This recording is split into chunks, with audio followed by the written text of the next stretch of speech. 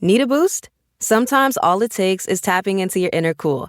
Icebreaker's gum helps you unleash the confidence within. Each chew releases a rush of icy flavor powered by cooling flavor crystals, sending a wave of refreshment to reinvigorate all your senses. Icebreaker's convenient pack fits everywhere, from car cup holders to backpack pockets, so you can find your cool wherever you go. Grab Icebreaker's gum online or at a store near you. These long dog days of summer, I mean, we just made it through a heat wave. Mama was parched through this heat wave. I was hitting up Dunkin' every single day, and I will continue to probably for the rest of my days, but especially this summer. Dunkin' is helping everyone stay cool this summer with its lineup of refreshers. These drinks are packed with bold, fruity flavors and served ice cold. It's amazing. Dunkin' refreshers are the perfect afternoon pick-me-up. I like to start my morning with them personally, and then sometimes I go back for a second one because I'm just feeling crazy. They come in a variety of delicious flavors, including fan favorites mango pineapple and strawberry dragon fruit. And then for a limited time, there's black cherry and there's pink pineapple. I'm going to tell you something right now, and it's a bold claim, let me tell you, but I stand behind it. Pink pineapple will change your life. It is so good. It has me feeling like I'm sitting in a pool, resort side, just living, honey. It's so yummy. Try your favorite flavor with green tea, sparkling water, lemonade, or Dunkin's all-new limeade. I haven't tried the limeade yet, but I'm going to. Usually I get my drinks made with green tea and occasionally lemonade, but I do really like the green tea. Or if you don't want to build your own, try one of Dunkin's curated refreshers like the Cherry Lime Ricky or the Ultimate Pink Daydream. The Cherry Lime Ricky, scrumptious. I could drink like 3 of these a day. They're so freaking yummy. Head to Dunkin' today and find your favorite refresher. Dunkin' refreshers contain less than 1% fruit juice. Limited time offer. Every good detective needs a partner to support them on important cases. Think of a State Farm agent like your sidekick, there to help you along the way in your search for coverage. State Farm can help you choose the coverage you need, whether it's for your home, car, boat, or even RV. With so many options, it's nice knowing you have help finding what fits for you so you can get back to solving all of life's bigger cases. Go to statefarm.com or use the award-winning app to connect with a local agent and get a quote. Like a good neighbor, State Farm is there. Hey, weirdos. I'm Alaina. I'm Ash. And this is Morbid.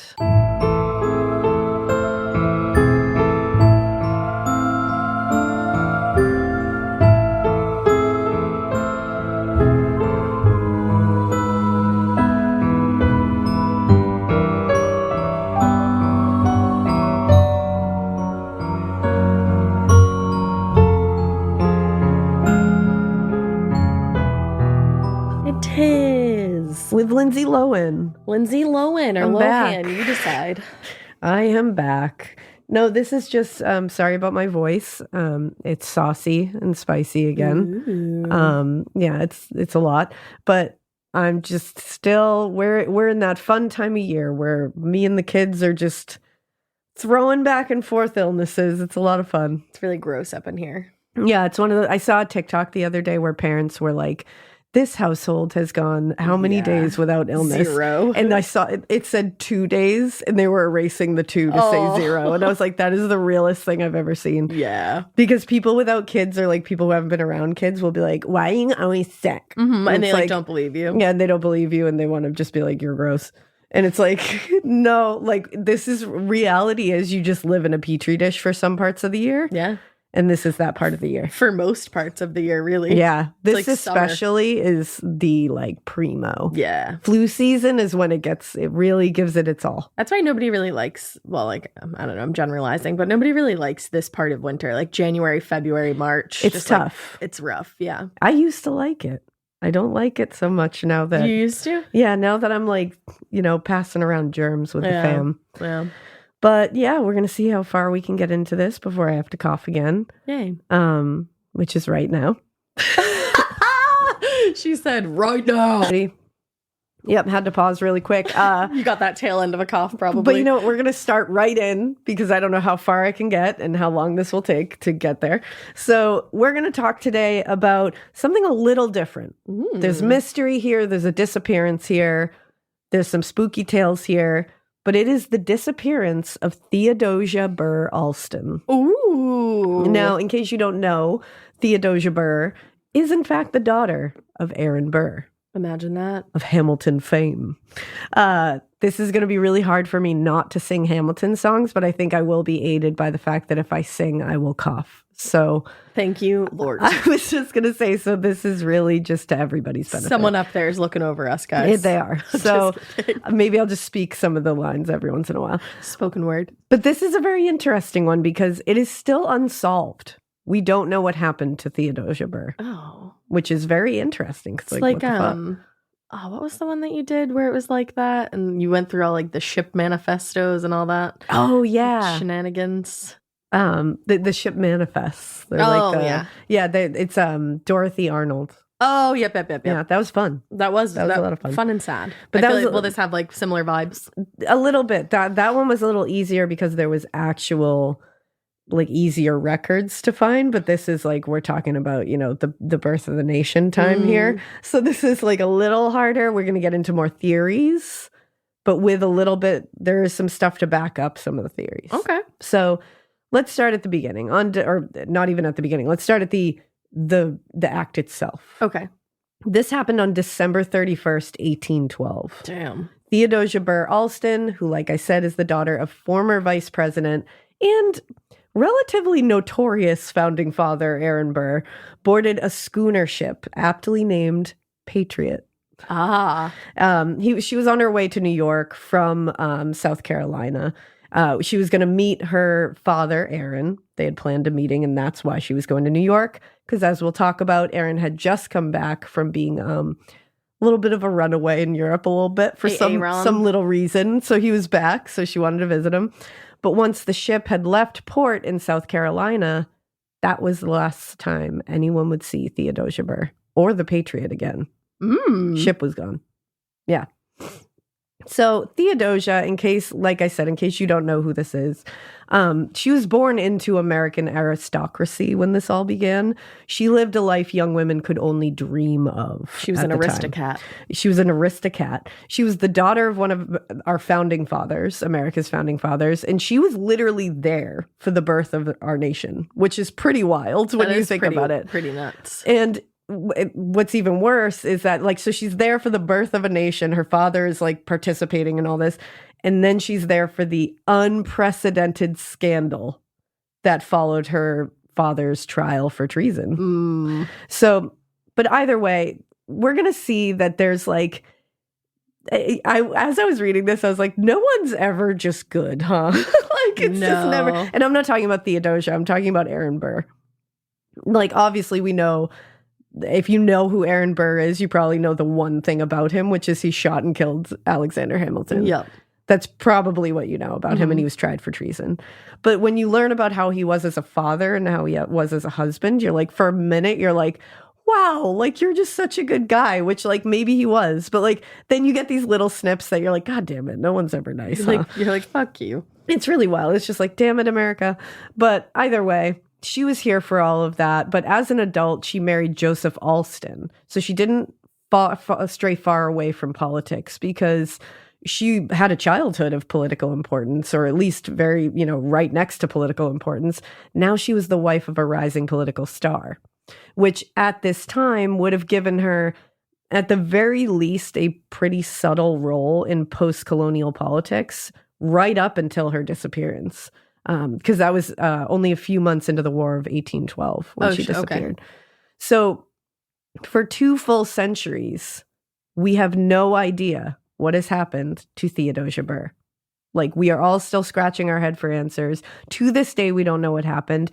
All we can think of was she kidnapped by pirates? That's a very real possibility. And they just like destroyed the ship. Yeah, like they took the ship and we just didn't see it again. They took off the Patriot name and we don't know that it's there. Was the ship lost at sea without a trace? Was there some kind of weather event? We're going to talk about that. What happened? Where is she? No. So let's go back to the beginning. Theodosia Burr was born to Aaron Burr and Theodosia Prevost Burr in Albany, New York on June 21st, 1783. She was actually born just 6 months before the end of the American Revolution. Holy shit. Quite a birth. Her father, like we said, was already pretty well known. He had a lot of power, a lot of influence. And he had actually entered the war as a volunteer soldier, but he had quickly risen to the rank of lieutenant colonel by the time that he was then forced to resign from the Continental Army in 1776. But outside of all the military stuff, Aaron was known to be super hardworking, really influential. He went after what he wanted. Especially, he had a successful law practice. Yeah. He maintained a really big social network that really had some of the most powerful people in New England in it. So he was living. He was living. One might say sliving. There you go. One being who? Paris Hilton? Is that her thing? You got to get new mom, Paris Hilton. Yeah, she like trademarked that, right? We got to anytime you say it, you have to be like TM Paris Hilton. Yes, of course. So I think she did anyway. Maybe she might as well have.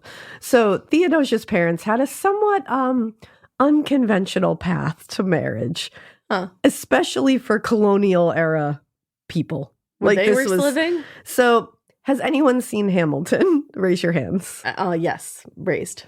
Now, Aaron and his wife, Theodosia Sr., met while Theodosia Sr. was still married to a man named Jacques Prévost, who was a British officer with the Royal American Regiment. That's never good. Remember that part of Hamilton where Burr sings, Theodosia writes me a letter every day. I'm keeping her bed warm while her husband is away. Oh. And so then it says, yeah, he's on the British side in Georgia. He's trying to keep the colonies in line, but he can keep all of Georgia. Theodosia, she's mine. Ooh, sauce. I kind of love their love. Yeah, it's like, it's a, what's the word when... Is it like star-crossed lovers? Is that, yeah. Is that what it's like? Very thinking. Romeo and Juliet. Yeah. You're not supposed to be together. I do love their love. I have to say that. So after Prévost's unexpected death from yellow fever in 1871, which by the way, throughout this entire thing, they very openly had an affair. Yeah. Like it was like happened. Like, I mean, did you, you said those lyrics. I heard them. Like he's just keeping the bed warm while her husband yeah, like take it's very Georgia, obvious. It's fine, but like I want the girl. But they ended up marrying after he died. He kicked it. They were like, all right, it's our time now. Aaron played the long game. Rip. He did. Rip. Despite the couple carrying, again, like I said, an open affair before he died, you know what? They really didn't really get a ton of shit for it. Yeah. Which is pretty cool. They made a lot of sacrifices, like patriotic sacrifices during the war that I guess people kind of were like, all right, we can still respect you. Okay. We can still hang out with you. They admired them. Their social circle really didn't fall apart at this time. Good. Of course, there was a little bit of gossip. It's not like people were like, oh, we don't give a shit at all. Yeah. Well, there also was like not that much to talk about anyway. So like, of course you're going to talk about that. So I think it was one of those things where it was like, everybody was just like, oh shit. Like, you had an affair with a fucking British officer's wife. That's wild, dude. Yeah. But, like, do you want to come to this dinner party? Like, it was like hey, whatever. Aaron's coming. He has street cred. He has street cred now. Now, usually people back then were marrying for very practical reasons. That was why you got married. It was for station. It was for getting you in a better situation. But they legit married purely out of love. Oh. And, like, love, mutual respect, and just, like, their likes and dislikes were very aligned. They had like very much an intellectual companionship. Mm-hmm. Like this was one of those things where you look at it and you go, yeah, that was like fate. Yeah. You know what I mean? If you believe in fate. Of course. Or like these were soulmates. I feel like they were meant to see each other. They both shared a real love of arts and culture that wasn't really common at the time. And for like a woman and a man to find each other and like that was very ground. Yeah, and it was cool. And I mean, Burr adored his wife and everyone knew that around them. Like after little Theodosia's birth in 1783, he lost his mind. Like he in like a good way. Like he just, and everybody was like, the love he had for his wife just trickled right down into his daughter. And historians have actually said it was the soul, that she was the soul of her father's soul. Oh, that's how they were like. How beautiful isn't that really beautiful? And like a man said that? Now, unfortunately, the birth of young Theodosia was very traumatic for both mother and baby, as was a lot of births back then. Yeah. but this one was really bad. They both did recover, but Theodosia Sr. dealt with a lot of after effects. And when they did, Burr moved, like when they were, both up and running, Burr moved his family from Albany to a rented house at number 3 Wall Street, where his law practice could really grow just exponentially faster. And during that period, Aaron Burr became one of the most sought after lawyers in New York. He earned a ton of money. And the good news with this was, in his case, was that now he got to spend time with his family. Right. He didn't have to be away from them traveling all the time at the time. And he could really invest in their future, make sure that they were set up. Beautiful. At the time, he was killing it. He's operating his own legal practice. He's serving as a New York State Assemblyman between 1784 and 85. And Theodosia Sr., like I said, was unfortunately dealing with a lot of after effects from the traumatic birth. So at the time, he was limiting himself traveling and would just kind of remain at home and tend to his family, which was a little different. And when they were apart, Burr would just write love letters. Beautiful. Like, to his wife and to his daughter. I love these letters were just like them talking about how much they loved and missed each other, all of them, like all 3 of them. Like the sweetest thing ever. Yeah, that's beautiful. So in 1785, Theodosia Sr. gave birth to a second daughter, who they named Sally. Cute. Now, before Sally and after Theodosia, the Burrs had dealt with 2 stillbirths. Ooh, God. Tragically, yeah. So Sally was celebrated immensely, just like little Theodosia like a rainbow was. baby. Yeah. And although Burr was traveling a lot during this time, he really did try to spend as much time as he could with his family and just kind of keeping up what was happening in New York. But unfortunately, in 1788, Sally ended up dying of an unknown illness. Oh, shit. Yeah. And it was only, 3 years after? I think she was only 3 or 4. She was young. Yeah. So after Sally's death, young Theodosia became even more the apple of her parents' eye. Of course. More lavish with attention and praise than ever. And Burr just exploded all over her whenever he could, in a good way. And her parents, he didn't just scream at her. Yeah. Her parents were just so thankful to still have her. And the Burrs put a lot of attention on her education as well, which was different for girls of that time. 100%. Burr was actually the main teacher for Theodosia, but Theodosia Sr. took over when he had to travel. And she took classes in reading, dance, music. That's very much what young girls would be learning back then. But much unlike young girls of her age at the time, Aaron insisted that she also have classes in math, writing, and language. Good. He wanted his daughter to have everything she needed or wanted in this life, and he knew that she needed to be prepared. And she also needed to carry on the legacy of him being a very well-educated man. So it was like a double-sided thing here. But his letters while he was away would often just be him being like, how is her education progressing? Do you need any help? He would offer to hire tutors at twice the amount just to make sure she could keep up with everything. Oh, yeah. And she was actually able to read and write pretty fluently by 5 years old. Holy shit. Not oh, I'm starting to learn how to read at 5. It's no, I can literally read anything you give me. Pop off, Theo. Yeah. And again, like I said, this was kind of a double thing. He loved his daughter. He wanted his daughter to be whatever she wanted to be. But again, according to Richard Cody, who is a historian, he said, quote, Theodosia's education was a direct extension of her father's. So the drive for her to succeed was definitely also, it was one, I want you to be a well-educated free thinker on your own. But it was also, you need to uphold my reputation. Yeah. Which I get. But, he also had a lot of instruction for her, this is how you are a good person, which is good. This is how you teach your kid to be a good person. You don't lie, you don't cheat, you don't steal. It didn't always extend to his own life. Yeah, no, which could be a problem. Yeah. Because while he was away, as much as he loved his wife, he had several extramarital affairs. Not great. Aaron. And that's what I mean when I say you were doing so good. Right. Why do you have to cheat on your wife? That's never a good choice. Why do you have to cheat on your sick wife? Worst choice. Come on, man. Why can't you just be good? Just be fully, good. Just fully good. But no, I guess no one can, but bummer. So great father, loved Theodosia Sr., but he was a founding father. So there was all, or like, like in that realm. Oh, yeah. So there's that. So in 1789, Aaron Burr became the third Attorney General of New York, which luckily meant he was going to have to travel less. So that's great. And his background in law and his huge network of super powerful political friends made him an instant success in the political realm.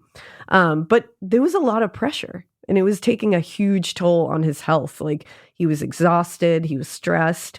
And then at home, Theodosia Sr.'s health is still declining. She's not doing great from everything. So he has stress coming from like all angles. Yeah, exactly. And Relatable. she had struggled, obviously, since the birth of Theodosia. Yeah, there you go.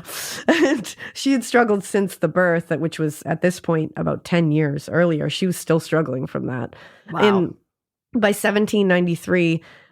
it was kind of apparent that she was really going to continue to decline. Oh. She was apparently, quote, in an almost constant choke, and she would just be coughing like constantly, and she would have like daily. She was dealing with nausea and vomiting, a lot of stomach pain. Burr's friend, Dr. Benjamin Rush, actually recommended that she take small doses of hemlock to treat this, which I'm here to tell you that that's probably what killed her. Yeah, one would think. At least hastened mightily the death. Yeah. It's like how George Washington, they were like, let's just bleed you for this cold. It's fine. And continue to bleed you. Yeah. And then they just killed good. him from trying to fix him. It's like, guys, I know you weren't like up on it in the 1700s, but like, my God. But you just like really weren't at all. Yeah, you really weren't on it. Now, in the months leading up to her death, they actually prescribed her. So like I said, hemlock. At one point, they prescribed her chocolate and wine. Fucking prescribe me chocolate and wine anytime you need to. Which I'm like, was that just to make her comfortable? 100%. But no matter what they did, even mercury at one point they prescribed, which probably wasn't great. Probably not. Strangely, none of it did anything to relieve her pain. Unfortunately, Theodosia Sr. died in the family's New York home on May 18th, 1794. Oh. What is believed now to have been either stomach or uterine cancer. You know, when you were describing her symptoms, I was wondering if it was some kind of cancer. Yeah, it was really sad. Now, at the time, Aaron Burr was away in Philadelphia. Oh, man. So as she was in this final stages in pain and suffering, She's alone. She had her daughter, who was only 11 at the time, though, and was in the like caring for her mother. And she was the one who was there. My God. And I don't even think she had turned 11 at this point. She was still 10. Oh, man. So she was there at the end, and she was there when it happened. So that's a lot for a 10-year-old. Now, in the wake of Theodosia Sr.'s passing, this is when, Theodosia Sr.'s passing, young Theodosia had to step into the role as woman of the house now. So now not only was she taking on new responsibilities, but she was also now the full center of Aaron Burr's world. Like, this was it. And he had a lot of influence over her, but it was like pretty good influence, I would say. I don't think she turned out really great. So he was very much pushing her to be the best she could be, continuing her education, giving her a lot of moral instruction, despite not adhering to it himself. But she was killing it. She was doing amazing. Like, she was achieving far more than her peers were. So good for her. And although she was like the center of his world, this was a good thing and a bad thing because she was also lonely. Yeah. She was kind of there to take on all the role of her mother. So she was there just kind of walking through this like sprawling mansion by herself when he was gone. That's awful. And also just she had to, when she got old enough, she had to like host the dinner parties and the social events and manage the staff. And, by the way, there were also enslaved people on this property. So that's what I mean when like you can look at like all these things like, oh, he was such a good dad, and there's always something where you're like, oh, and shit, I forgot we're in the 1700s. Yeah. Yeah. But she took on all of that. And by the time she reached the age of 18 in 1801, she had received more and better of an education than men twice her age had received. Fuck to the yeah. All while doing the things I just told you she's doing, managing a household, managing the social stuff, like doing all of that stuff. on top of grieving her mother. Yeah, at like 10 years old. Like she's a badass. She's a bad like, bitch. She really is a testament to the whole upbringing she had.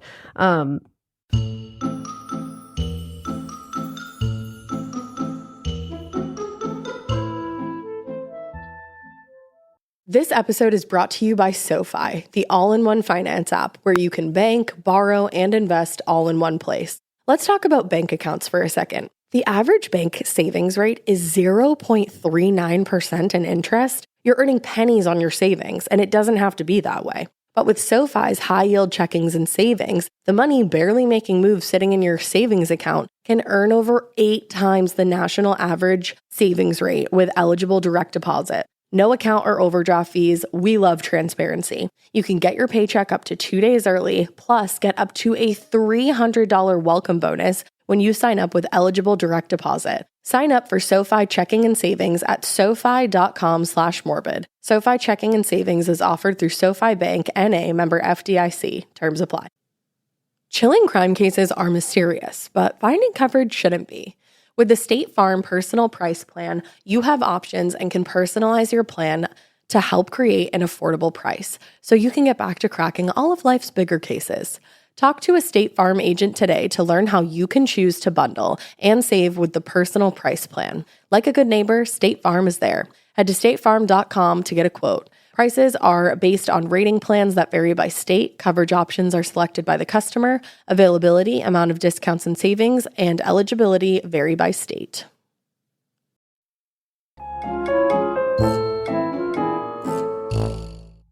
And this is when, in 1801, this is when she was finally 18, so she was finally able to move into another part of life, which is married life. Especially back then, you were expected to enter into that life. So her marriage was, she liked her husband. They got along. Like this wasn't it's a good start. But it definitely had a lot more to do with like legacy, political strategy, money. But I think it was one of those things where love and respect and adoration formed out of that. Okay. So it wasn't like it all went bad. He was just a shithead and they hated each other and that was it. They made do. She married Joseph Alston in 1801. And again, like I said, they definitely they more than tolerated each other. Love that for them. So that was a good thing. And in the end, when you hear how Joseph speaks about her, he loved her. Okay. Very much. It's, like I said, began definitely with the cold, we're legacies, this is political strategy, this is what we do. And it ended up with being like, wow, I think he really looked at her as like this extraordinary woman. Because in the end, he basically says like, I felt worthy of being in her presence. Like I didn't feel worthy for so long. And then I finally felt worthy. Like, so he really looked at her as like, she's a badass. Yeah. And like, I should be lucky. He respected her. Yeah. Like I'm lucky to have entered into this. So Theodosia met Joseph Alston during the presidential campaign of 1800, actually. Burr was using Alston as kind of a middleman to convey information from the North to the Republicans in the South. And, like many men that came into Theodosia's presence, he was immediately very much enamored with how smart she was. She was quiet, but she was like quietly confident. Okay. Like she had this air about her that like, I know how great I am, but like not annoying. And also I love this because he blatantly says that he was never put off by her lack of skill in the womanly arts. Oh, so like she wasn't good at like makeup and stuff. How good of you. And I think it was like in like folding laundry. Oh, and like cooking dinner, like the womanly arts. She was doing better shit. Those are the womanly arts. And she was too busy getting an education to really, she learned that stuff, but it wasn't what she was into. And he wasn't put off by that. So I'm not that's good at folding either, Thea. Now, once the election was finally, over, Jefferson was president, Burr was his vice president, Alston proposed to Theodosia. But she said no. She said, I love this. This is in a letter. She said, Aristotle judged a man too immature for marriage before age 36. Hell yeah. Like Disagree, but Theodosia. hell yeah. Theodosia. I love it. And they had these letters back and forth that are very like sassy. Like she's just like, you're too immature. Like, sorry about it. Call me when you're 36. 36 is like such a random age. She was like, that's what Aristotle said. So I'm going to listen to him because I am educated. A lot of people think that you shouldn't get married until after you're 30 because that's when you have your return to Saturn, which is like when Makes everything sense. is supposed to kind of like, it's also like a really shitty period in your life. It really can be. Because everything gets like mismoshed and then falls into place. You know? I'm doing it. So I'm going to go ahead and get married before. I got married before 30. I didn't have kids until 30. So I think my goal is kids at 30. But either way, Joseph traveled from South Carolina, where he was living, to upstate New York in February of 1801. And that's when he convinced Theodosia to marry him. Was he 36? He was not 36, but he did a lot of convincing. He did the legwork. Yeah, he traveled. So, you know, that traveling was not easy back then.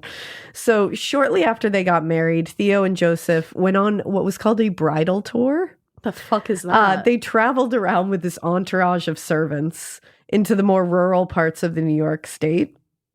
And they reached their destination, which was Niagara Falls. This trip was apparently kind of a celebration of the marriage. So it was almost like a honeymoon kind of thing. Okay. But it also gave Theodosia kind of a break from running the house in New York and like doing all the things. This was like a vacation. Yeah. And back then, vacations were not a thing. You didn't go on vacation. Goodbye. Like it was not common for people to be like, I'm just going to go to Niagara Falls to look at it because it's pretty. They were just like, no, I don't have time for that. If you were traveling, you were traveling for a very distinct purpose. For war. For war, to go declare battle on someone. But yeah, she needed this like nice little rest period. And she wrote a letter to her sister-in-law and she said, if you wish to have an idea of real sublimity, visit the Falls of Niagara. They are magnificent. I love it. The Falls of Niagara. I love that. And again, this is like, it's pretty significant because it's like, one, Theodosia is now transitioning into adulthood. Mm-hmm. She's not a child anymore. And it's also the first time that anyone really went to Niagara Falls for recreational purposes. That is kind of crazy. So she was just like breaking stereotypes everywhere, apparently. And this actually began that trend of let's go look at cool shit for no reason. So she invented sightseeing? It's kind of like, in a way, like this. She's like, bitch, I invented vacation. Ushering in, like, you can just go look at shit. Wow. For vacation. You don't need to be going there for a purpose. Quoted directly from Theodosia's diary. You can just go look at shit. You can just go look at shit. The Falls of Niagara are fucking magnificent. That's what she wrote. So she stamped her little name on there. Yeah. Her big old name. But you know what? She's still in that life she grew up in. She's an aristocrat, as you said. Love it. Marie. She's in South Carolina now. It's all money, politics, a little bit of domesticity in there. Yeah. Joseph took over a lot of the doting that her father had done on her. Okay. Because he really did start to really just dote on her. They hosted dinner parties. They had social events at their home. They would go back to New York in the summer to visit her father. It was all very what you would think of, you know, like you're just like, ooh, like so fancy, so glamorous. Fanciful. In the spring of 1802, just a year into their marriage, Theodosia gave birth to a boy they named Aaron Burr Alston. Oh. She was so happy. She called him the crowning blessing of her life. Oh my God. Fuck me up. Isn't that adorable? I'm going to call my kids that. Now, unfortunately, this birth was also pretty traumatic for both of them because, like I said, birth was pretty traumatic back then. She ended up dealing with what is now recognized as a prolapsed uterus. Oh, shit. Yeah. And at the time, it just went untreated and unnoticed because they didn't know what it was. Oh, my God. So the pain must have been outrageous.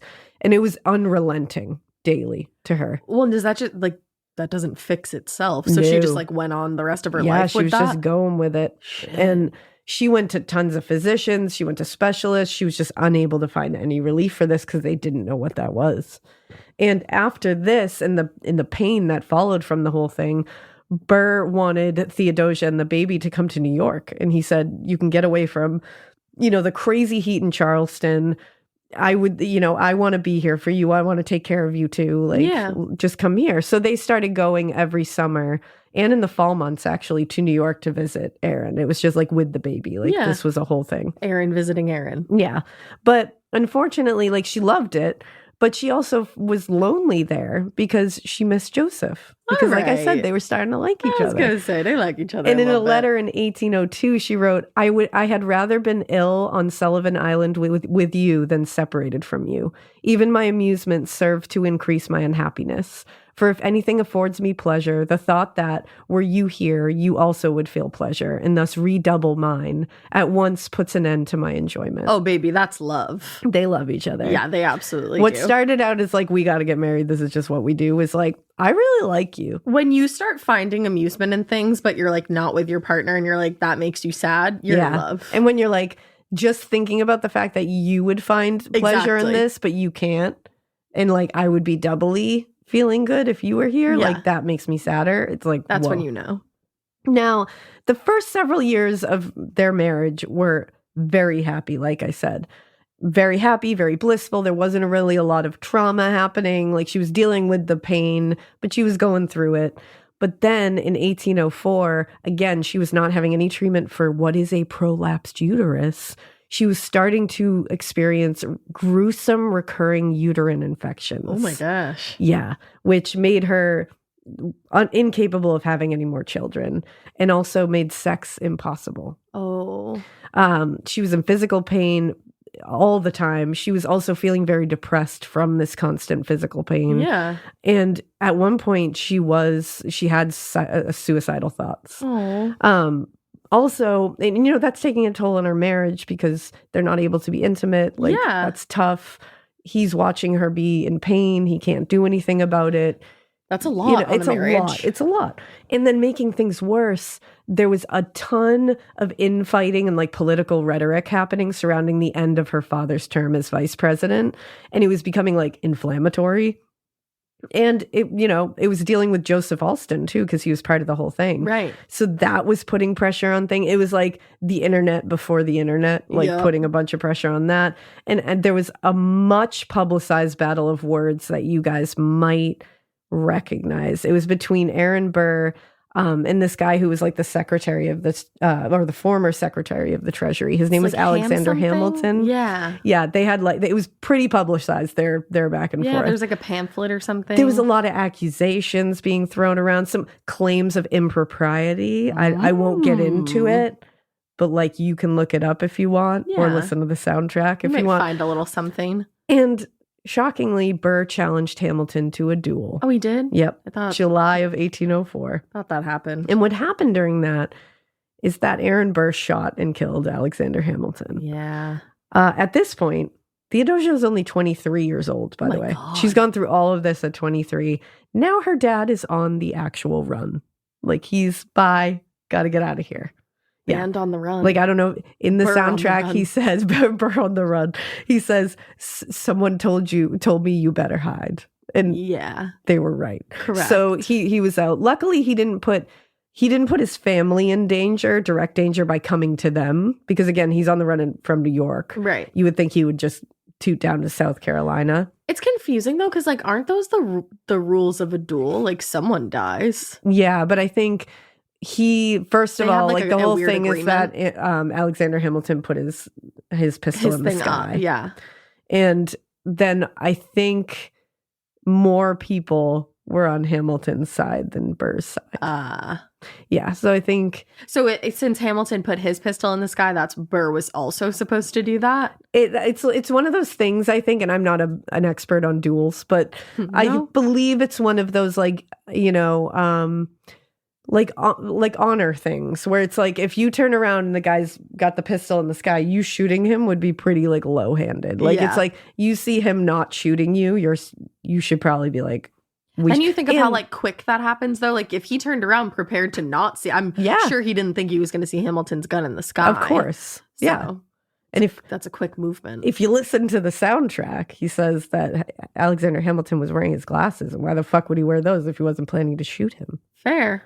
You know what's funny is I'm actually supposed to see Hamilton like next week. There you go. So this will all be very relevant to you. Yeah, it literally will. Because he sings songs about both Theodosia Sr. and Theodosia Jr. Yeah. I've only seen it on TV, but I'm like seeing it. Yeah. And obviously before I get emails that are like, you know, that's not like a historically like perfect thing.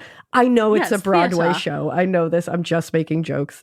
But this is all real. And yeah, I think it's one of those things where like you are supposed to have like your seconds at a duel, which they're supposed to talk to each other and try to be like, hey, maybe these two guys shouldn't just try to shoot each other. Like maybe we should just like talk through this. Yeah. But some people are idiots and they don't like to negotiate. They like to just go to boom, boom, trigger finger and like fuck everything up. So yeah, they did that. Gotcha. And that's not a good way to be. Never a good way to be. You should always try to negotiate. You should always try to do that. So and that's what they say. Like your seconds are supposed to come in and be like, we both know that this is stupid. But it doesn't happen every time. It didn't happen with his son either, Philip, Alexander Hamilton's son. Yeah, his son died. Yeah, exactly. So like there's a lot of dumb. That scene. Oh, gut-wrenching. Destroy you. Yeah. Destroy you. All right, but this is about Theodosia. He did Hamilton. not, exactly. So he did not run down to South Carolina and endanger his whole family because that would have endangered them and Joseph. Instead, he went out west. Sorry, I almost coughed, so my voice broke there. I didn't even catch it. I'm okay. I swallowed the cough, so I went west. You crazy. He went out west and he hoped, he could just... Bye. I think he went like closer to Louisiana, like not all the way out west, but like closer to Louisiana, where he was like, let's making his way to Mexico. Yeah, just trying to get out of here.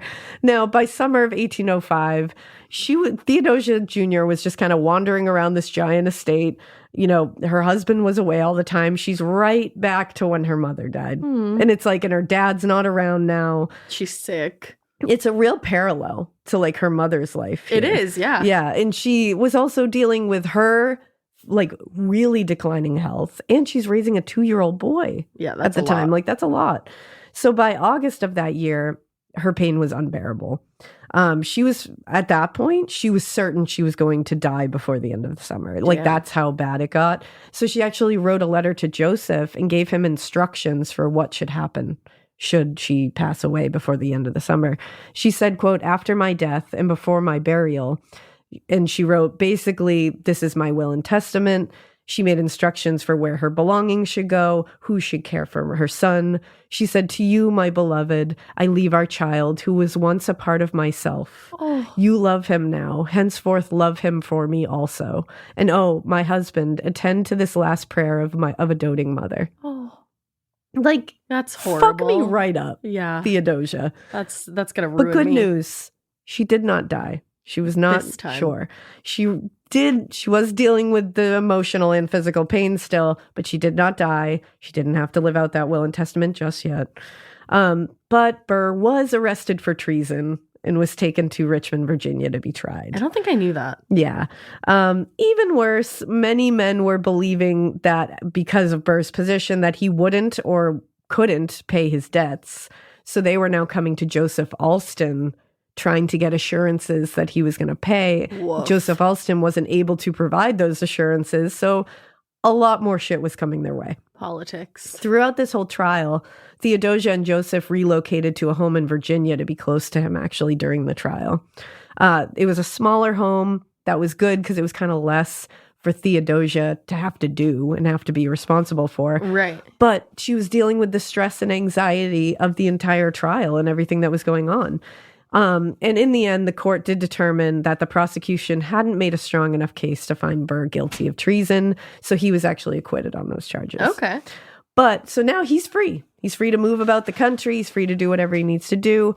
But he's not going to be welcome back with open arms after everything. He can't just like go out there and be like, hi, friends. What's up? Dinner party?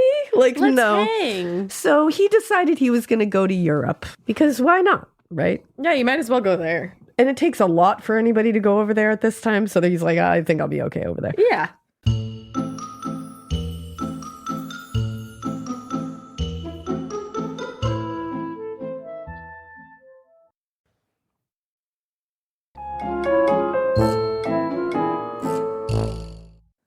But sure, Burr's released from trial, released from the charges.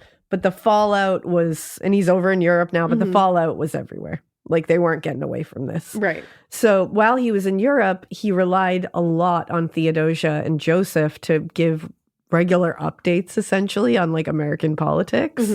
and also relied on them to spread disinformation among his political rivals.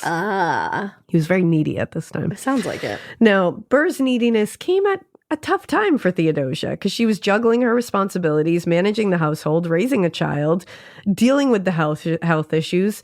And now, by 1809, all of the constant physical pain was starting to cause neurological and psychological symptoms.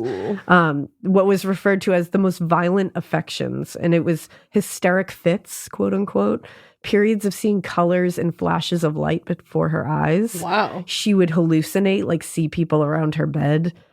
She would hear strange noise, like auditory hallucinations, and they would come and go. It wasn't constant, but like she was dealing with this. Bad. And aside from this, she was also dealing with the depression. Her equilibrium was off. She had a violently stinging mouth sore situation, like sores in her mouth. She had exhaustion, and the whole equilibrium thing was causing her to like have falls. Yeah. And one fall, she got a spinal injury that kept her immobile for like weeks. My God, she's like really going through it. So by 1812, Aaron Burr had been, wandering around Europe, just kind of like going from one place to the next place, like running out of money, like going to the next place. And the stress on Theodosia was enormous. But in 1812, he had finally had enough of that, and he wrote to tell her, I'm traveling by boat to New York, and I would love to see you and my grandson. Like, I need to see you. But unfortunately, that never happened. No. On June 30th, 1812, as Burr was making his way from Boston to New York by boat, 10-year-old Aaron Burr Alston actually died from a summer fever or country fever. Oh, man. This was as Burr was on the boat home. And again, like the way that her life mirrors her mother's life, that's crazy. I know. And summer fever or country fever would now be malarial fever. So malaria.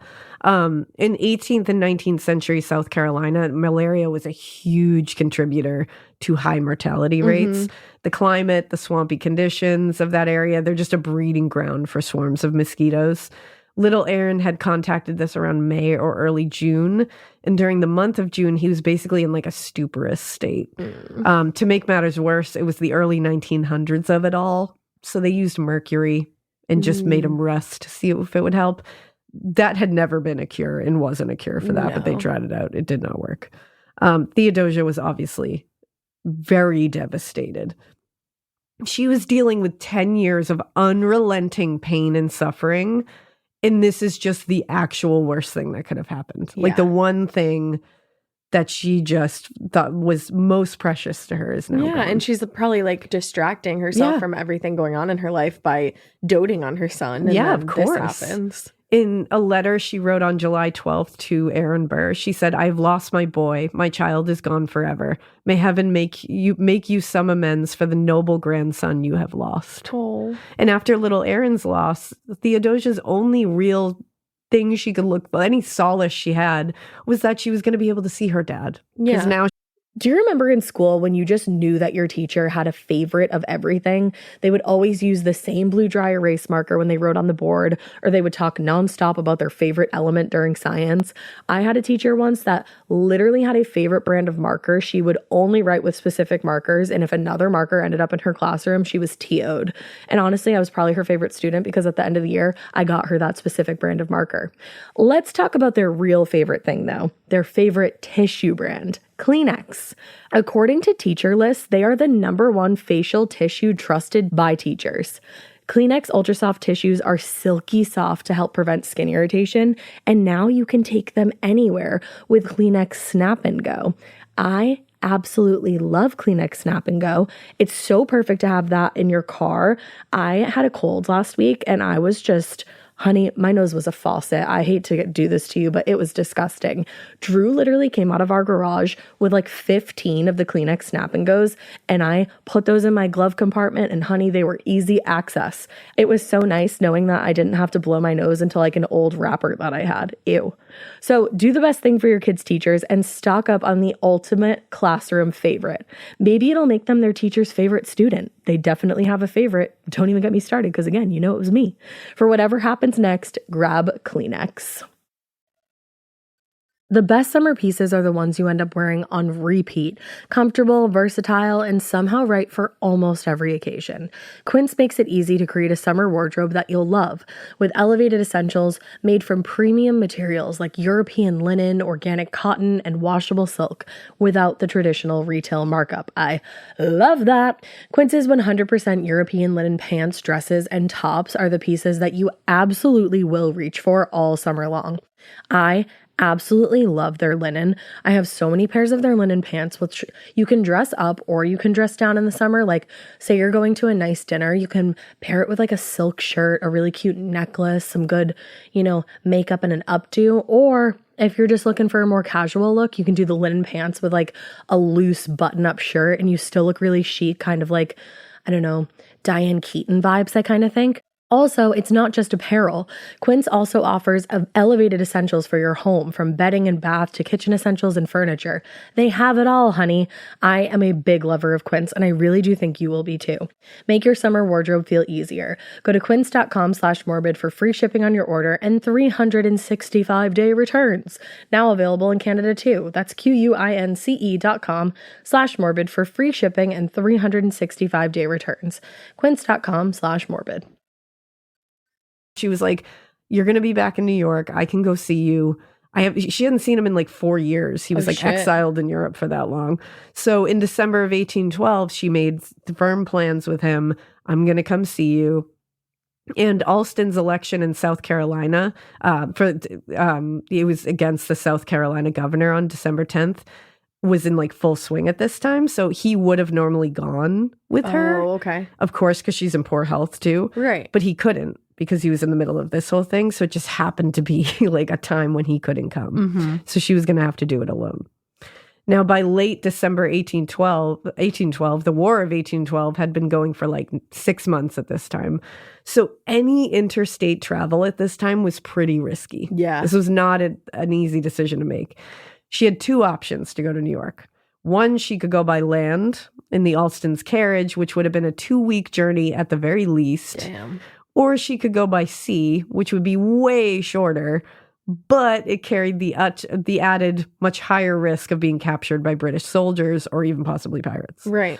But still, the idea of spending more than 2 weeks being thrown around a carriage, being driven by a driver who Theodosia referred to as a great drunkard. Oh, no. Wasn't super appealing, so she chose the sea. I could see why. Yeah, she was like, I'm going to take to the sea. So by the winter of 1812, British warships had set up blockades in a lot of the major ports, including Charleston, and had been capturing American ships as prizes. On top of that shit, pirates and privateers were also very active off the coast of the Carolinas, which made things worse. Joseph Alston really didn't like the idea of her going into the sea. Especially because she is like a prominent figure's daughter and a prominent figure's wife. Yeah. I have a feeling that's what happened here. Yeah. And it's like he was strongly protesting this, and they got in like months of arguments about this. Like he was really like, please do not do it. Just get in the carriage. But finally, he was like, fine, you're not going to listen. So I'll just give you my blessing. Sorry, I had to stop to cough. You probably heard the end of that. I was like, blessing. But there we go. She was going. But really, he only agreed to this in the end. The only thing that made him agree to it was he was really hopeful that visiting her father was going to lift her spirits. Yeah. And he thought that might translate into her physical health as well, because they didn't know anything about this back then. So they're like, maybe if she feels better, she'll feel better. Right. But because of her health, he was like, I'm not going to just let you go, like, without any provisions here. So Burr actually helped him arrange to have his friend, Dr. Timothy Green, travel from Boston to South Carolina and then accompany Theo to New York. Oh, I see. On a private schooner, the one named the Patriot. So a private doctor was going to be on the ship to make sure everything went okay. On December 30th, a day before they were leaving, Joseph Alston walked Theodosia and Dr. Green to the family's landing in Oaks Creek, where they both were ferried to the Patriot in Georgetown Harbor. The other thing that's contributing to this, I feel like, is the name of the ship. I was thinking that too. I was like, ooh, you really put like a big target on that ship. Yeah. It's carrying like, it's carrying like a political daughter. And it's wife. also carrying like kind of a pariah political's daughter. Like, you know what I mean? There's a lot of layers here, and it's called the Patriot. Yeah. In like you said, the wife of a political, bigwig. Mm-hmm. So it's a lot. Now, the Patriot itself was a 63-foot shallow draft schooner. Okay.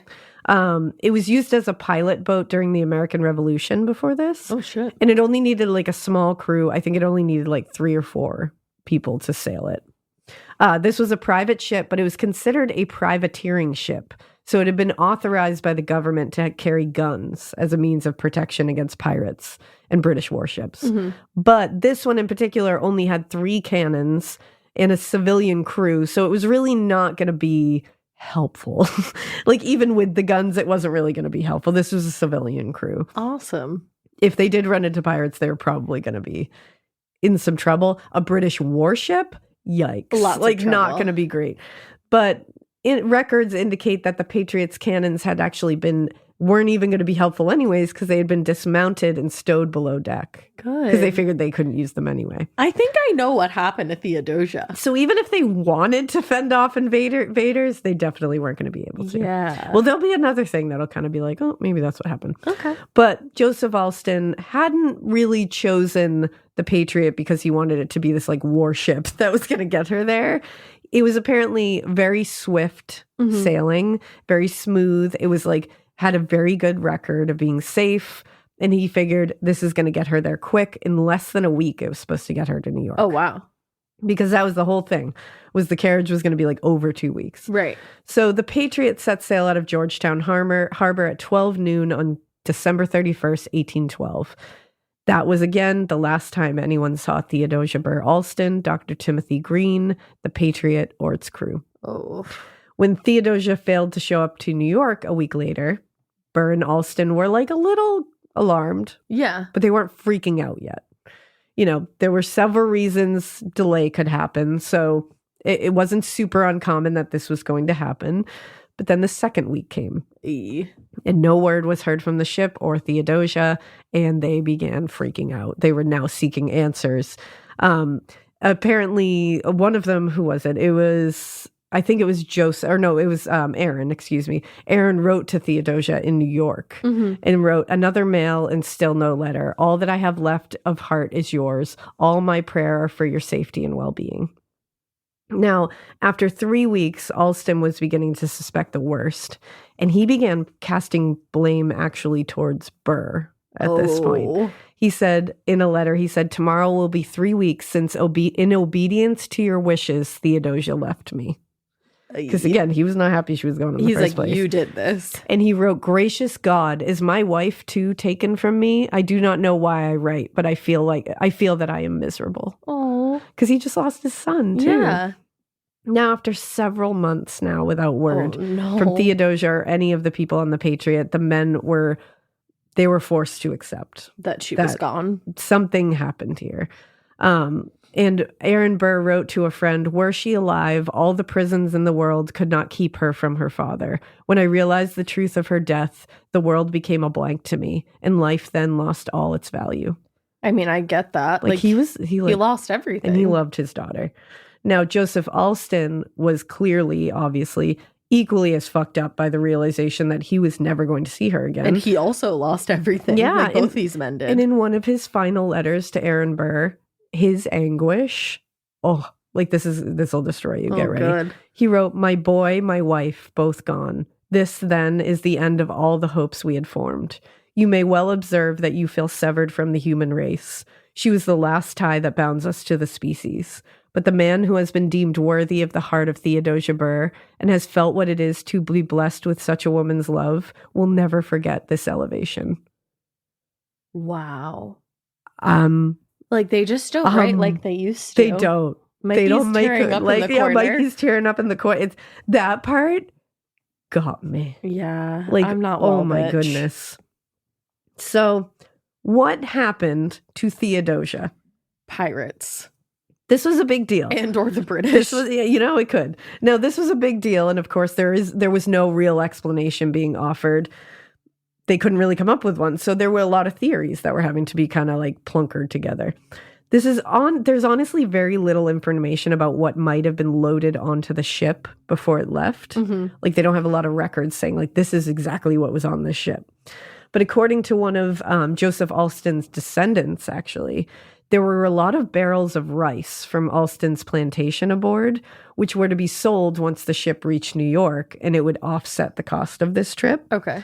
And others have suggested that Theo carried with her the Burr family silverware, which she planned to return to her father. Okay. This is just important to know that there were things on this ship that people might have wanted. Yeah. It was also said that the ship's captain, who was William Overstocks, he had painted over the name of the ship on the hull to avoid attracting any attention. Okay. And that he also carried on him with the ship, quote, the proceeds of her raids. So money, or like things of value. Money. And while these definitely make it like interesting, there is a weather thing to take into account here when you say like it definitely was pirates. Like it absolutely could have been pirates, could have been British, could have been any of these things, but there's another little thing to think of. This is just to give you a little bit of the, these things were on the ship. So that's interesting. Now, the most likely explanation for what happened is kind of simple, but really tragic. Okay. It might have been caught in a storm after leaving port. But they've never found it? That's the thing. And as of 2022, just to put it out there, there are over 10,000 shipwrecks in North America. And some of it is from battle, but a lot of it was just caused by inexperienced captains, and unpredictable weather. Yeah. Because at the time, especially, it wasn't easy to forecast. Right. Now, in 1812, sailing relied entirely on analog methods of operation. So the odds of the miscalculation of some weather event coming are pretty good. And this would definitely be something that could sink a ship, especially a schooner.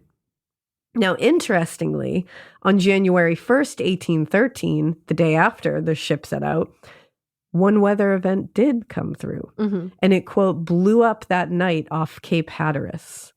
Now, this is only about 400 or so miles north of Georgetown. So interesting, it is there.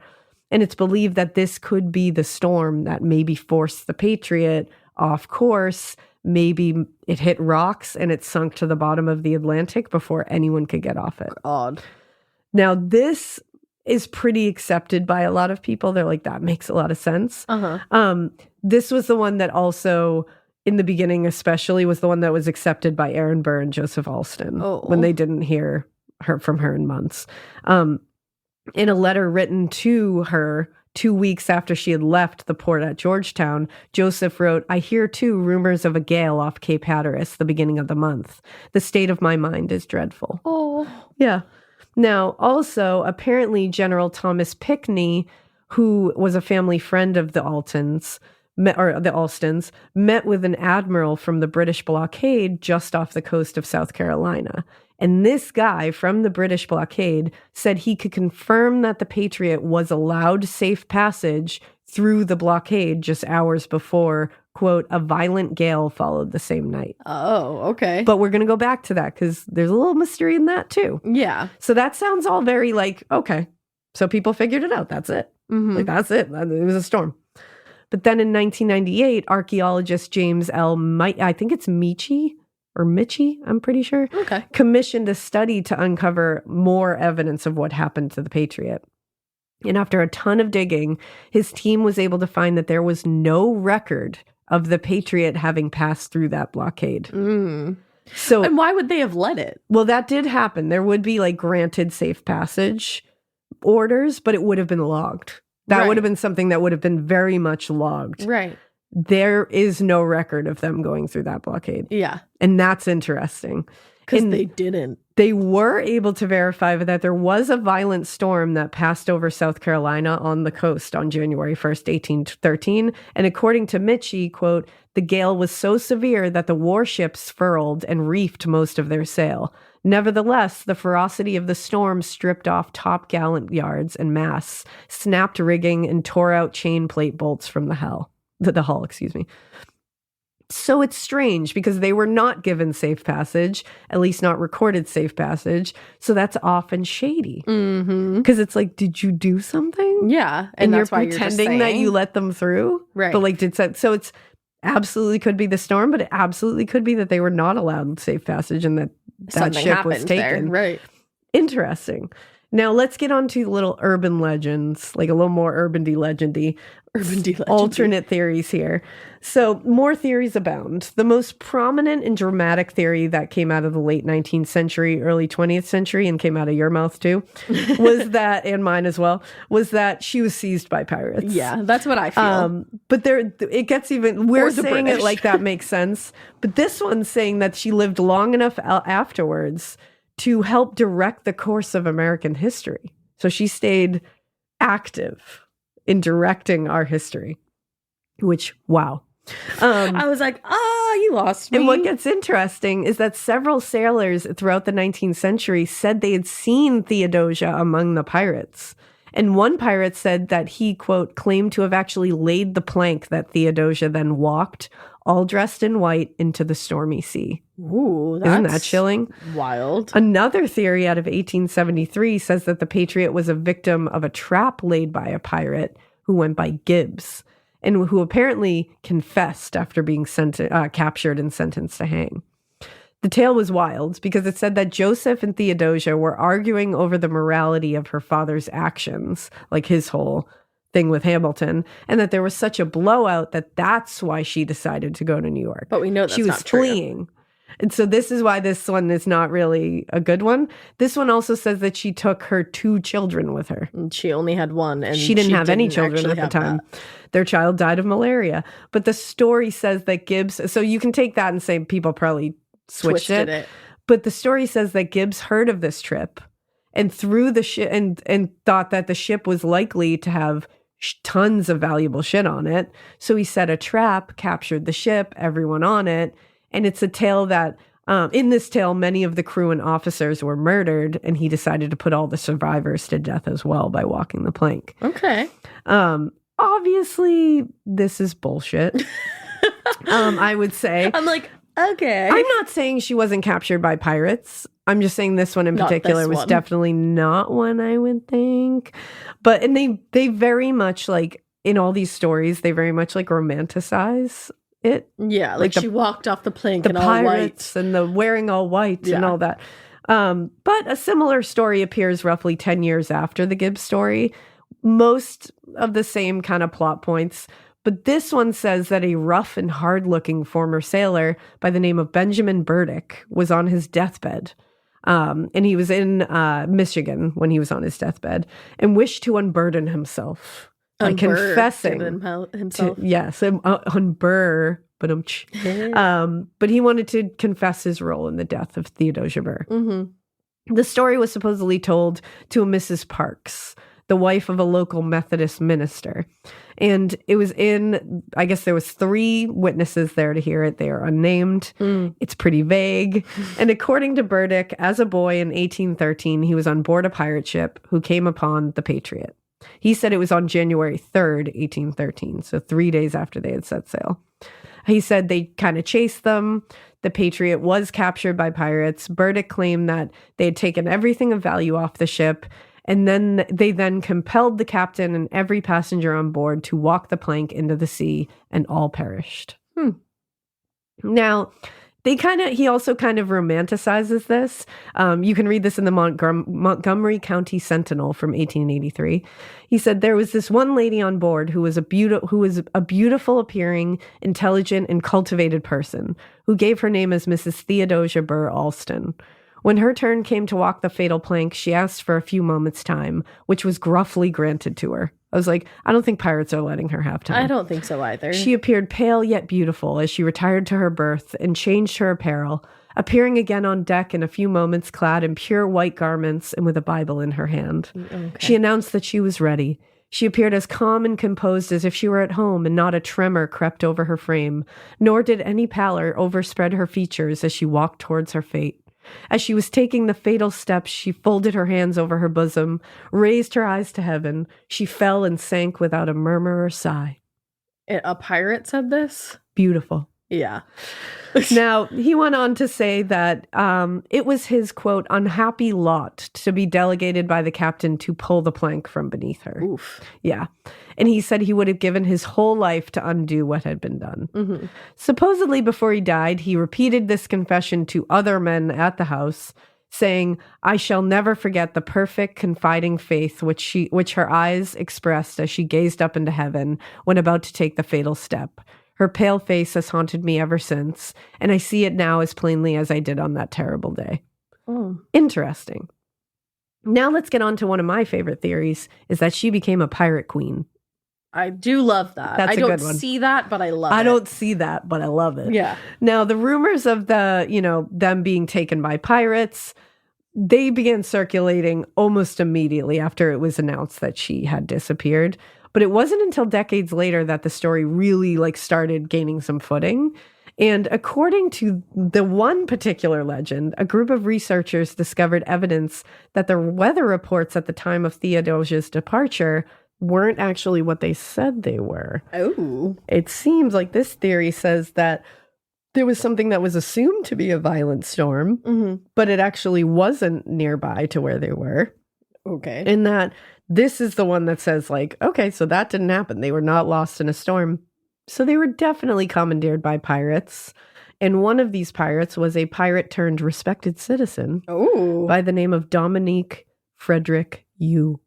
I like that name. Now, it said that Yu had been a member of a mysterious fraternal order. Ooh. And that someone else was in this order. Aaron Burr. I had a feeling. And apparently some of the primary tenets of this fraternal order was, quote, the protection of daughters of members against all harm, which obviously Aaron Burr, Theodosia Burr.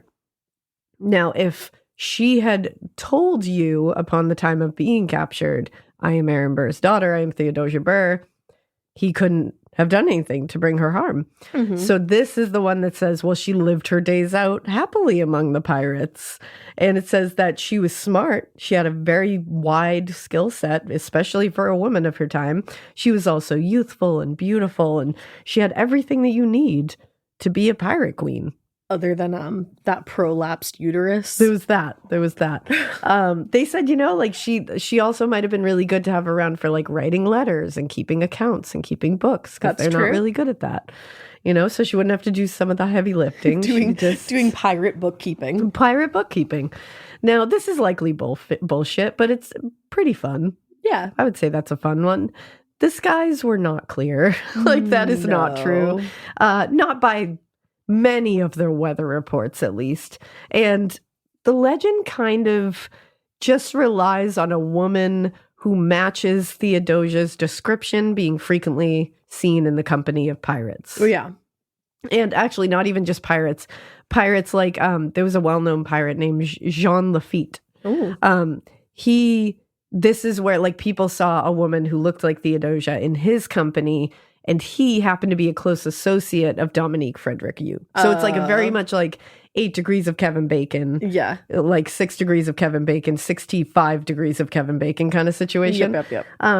So because you would have to, in order to connect these two people, you would have to, it's even hard to connect them, because you would have to be okay, so Yu is connected because he is conveniently a part of this really vague fraternal order that apparently he and Aaron Burr were in, even though there's no real evidence to such.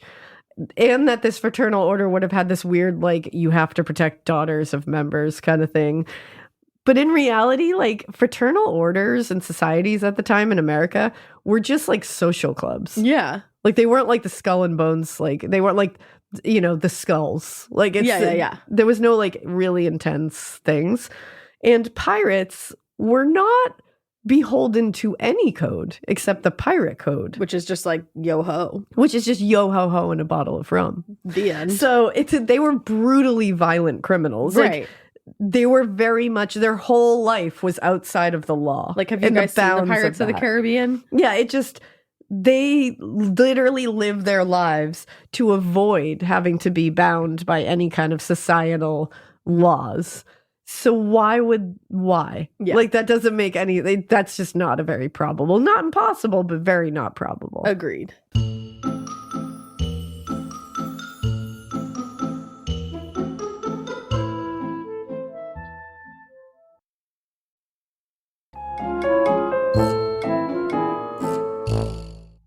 Now, another one I'm going to talk about, and I think this is the last one I will talk about, is the Nag's Head painting theory. That sounds interesting. So the pirate narrative actually got a little bit of credibility. Okay. Not the exact narrative that I've been telling. Like, those sound crazy. Yeah. But like, the idea that she and the crew were captured by pirates was not a weird or wild thing. No.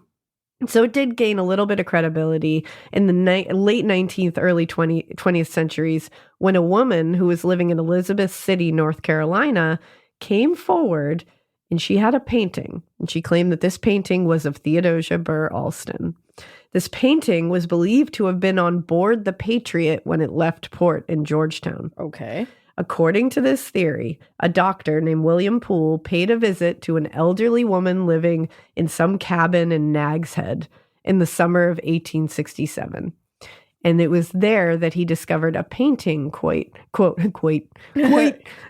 an oil painting on polished mahogany, 20 inches in length and enclosed in a frame richly gilded. The beautiful patrician face, the unmistakable stamp of aristocratic birth and refinement, was easily recognizable as Theodosia Burr Alston. Okay. So when the doctor asked about where the fuck did you get that painting, he was like, where the fuck did you get that painting? Direct quote. Because he was like, we're in a cabin, like a remote cabin. Somewhere like very out of, like, this painting is sticking out like a Thor stump. A Thor stump. Wow, girly girl. A sore thumb. I am on cold medicine, so excuse me. I love it. But the woman was like a little reluctant to give him the origin of it. But finally she was like, okay, this painting, it was apparently discovered during the winter of 1812. And it was when America was fighting the English. And a small pilot boat had drifted ashore a few miles from Nag's Head. The woman said that the boat was in perfect condition. There was like literally a meal undisturbed sitting on the table. It was just frozen in time. And she said it looked like it had just been abandoned by everyone on board. So she was like, when we saw it, we thought obviously pirates. Yeah. But when the woman explored the ship, that's when they found the painting of Burr hanging on one of the walls. And they also found like silk dresses. They found wax flowers, which were very like pretty and fancy back then. They had like, glass cloches that were covering certain things. There was a nautilus shell that had been beautifully carved out. Like all these things that would indicate that someone of aristocratic birth and life had been on this boat. And so she was like, that's where we found it. So we took the stuff. I have it here. And that's the origin of it. She was like, that's why I was a little reluctant to tell you, because I kind of stole it off an abandoned boat. So the doctor was there, obviously, to help her. Yeah. And so in order to pay him, she was like, okay, well, I just told you this whole story. And she said, do you want to take the painting as your payment? And he was like, fuck yeah, I do. Because that's wild. So somehow it made its way into the home of Mrs. John Overman of Elizabeth City, North Carolina, somewhere along the way. And this story says that the painting was actually originally intended as a gift to Aaron Burr. That's why it was on the ship. And it was actually, apparently, according to this, was known to be among the cargo that was loaded onto the Patriot. So it says that you know that feeling when you come home late from work and those puppy dog eyes just pierce right through your soul? Or when you're packing for a trip and your cat refuses to leave your suitcase? Yeah, we've all been there. Pet parent guilt is real. And you know what? It's completely normal. That's exactly why Hill's Pet Nutrition exists. They understand that being a pet parent means being human, with all of our imperfections and daily juggling acts. Hill's science-led nutrition helps you give more love than humanly possible. Whether it's those long work days or trying to balance attention between multiple pets, Hill's Pet Nutrition gets it.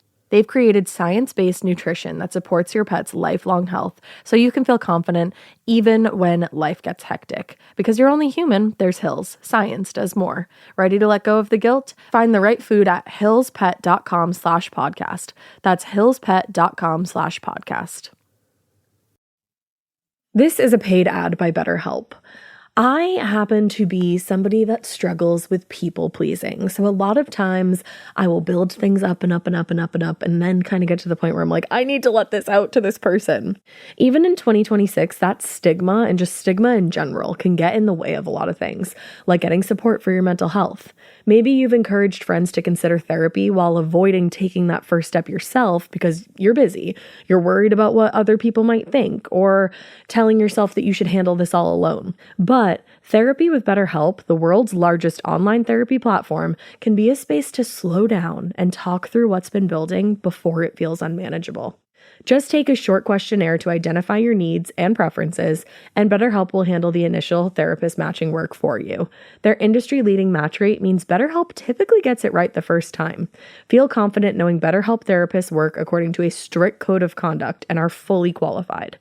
Don't let hesitation hold you back. Find support with BetterHelp. Sign up and get 10% off at betterhelp.com/morbid. That's BetterHelp, HELP.com/morbid. Pirates boarded the ship. They made everyone walk the plank. They killed everyone. And then they got surprised in the middle of getting their bounty off the ship by a government cruiser ship, and they abandoned before they could take everything. That I believe. Now, this goes along with the dying confessions of two criminals executed years before in Norfolk, Virginia. Okay. So they said they were part of a pirate crew, and this is exactly what they did. Like, they both gave those stories. So now there's like two accounts of this. And what's technically three. Even more interesting is the painting is real. Yeah. Like, Dr. William Poole is real, had it in his possession after it was given as a gift. He spent a lot of his later life trying to authenticate this story for sure. He never was able to. It isn't confirmed, but it isn't debunked. Okay. This one kind of checks for me a little bit. I was going to say, I think so. If it's not the storm, this one could be it. And how interesting would that be if there was just like a painting of her on board? I know. Yeah. I think that no matter what, in my opinion, pirates were involved. Yeah. I think everybody just goes with pirates because I think, humans really don't like mysteries. No. We like it, but we want it solved. 100%. We want it tied up in a bow. And we will often do a lot of like loopity loops just to get to that end game. And in the end, Theodosia Burr Alston was truly a remarkable human. Absolutely. She was brilliant.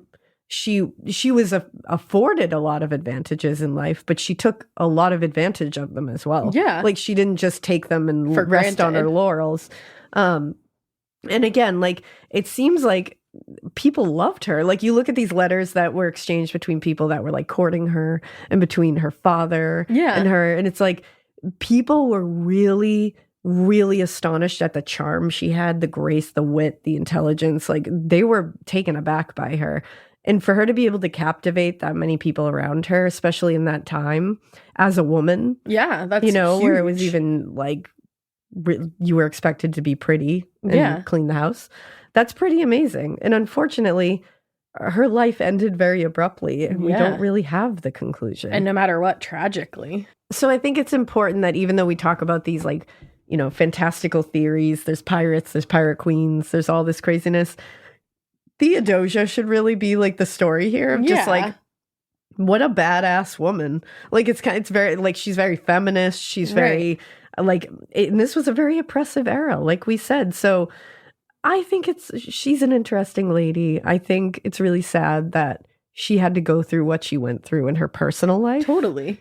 And then to have her story end like this is like, I hope they find what actually happened. I know, I do too. Because it feels very unfinished. It is. And that is the story of Theodosia Burr Alston. Damn, it's like a really sad story from start to finish. No matter what, it's tragic. Yeah, with like little inklings of happiness, but not a ton. No, there's really not. It's a tragic story, tragic lives. Yeah. With little glimmers of hope in between. But and I know this one was a little bit of a different episode, but I think it was an interesting story, and it's a mystery. Yeah. We don't know what happened, so I just thought it would be a fun one to put in there. Yeah. No, History buffs out there. I really liked it. Thanks. Good job. I would like to keep singing your praises and telling you how much I like this, but you need some fucking tea. I do, because I'm about to cough again. All right. Well, with that being said, y'all, we hope you keep listening. And we hope you keep it weird. But not so weird that coughs. Ready, go. Bye.